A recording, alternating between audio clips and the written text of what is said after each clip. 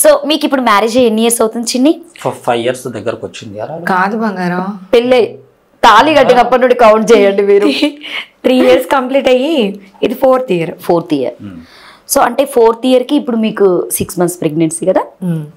So అంటే జనరల్గా పెళ్ళైన తర్వాత కొంతమంది తొందరగా పిల్లలు కావాలి అనుకుంటారు, కొంతమంది ఏమో కొంచెం గ్యాప్ తీసుకుంటారు. సో కొన్ని హెల్త్ సంథింగ్ కొన్ని పర్సనల్ ప్రాబ్లమ్స్ వల్ల సో మీకు చాలామంది కామెంట్స్ పెట్టారు. సో మీరు దానికి కూడా చాలా రియాక్ట్ అయ్యారు.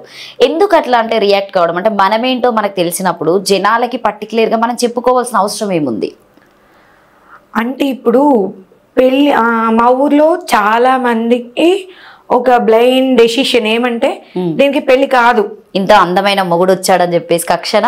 నా పెళ్లి టాపిక్ ఊర్లో నడుస్తున్నప్పుడు అది ఏమంటారంటే మన ఊరికి ఒక హీరో వస్తే ఎలా ఉంటుంది అలా ఉంది అంటే కొన్ని డైలాగ్స్ చెప్తాను. అక్కడ వాళ్ళు పెద్దవాళ్ళు మాట్లాడుకున్నాయి, చందమామ కన్నా మచ్చుంది కానీ పెళ్లి కొడుకి మచ్చేయలేదు ఒకటి. ఇలాంటి దానికి అలాంటి మొగుడా ఇలా ఇంకా అసలు దీనికి పెళ్ళి అవ్వదనుకున్నాం.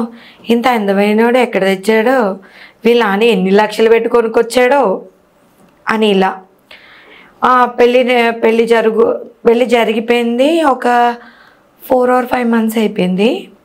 స్టార్ట్ చేశారు ఏమేంటి, మా అమ్మని నాన్ని, మీ పిల్ల నీళ్ళేసుకుందా, మీ అమ్మాయి ప్రెగ్నెంటా అంటే జనాలకి ఏమంటే సో ఇలా ఒక ప్రాబ్లంలో ఉన్న మనిషి పెళ్ళికి పనికిరారు, జాబ్ చేయడానికి పనికిరారు, దేనికి పనికిరారు, పిల్లల కన్నా పనికిరారు అని వాళ్ళు ఊహించేసుకుంటారు, మేడలు కట్టేసుకుంటారు.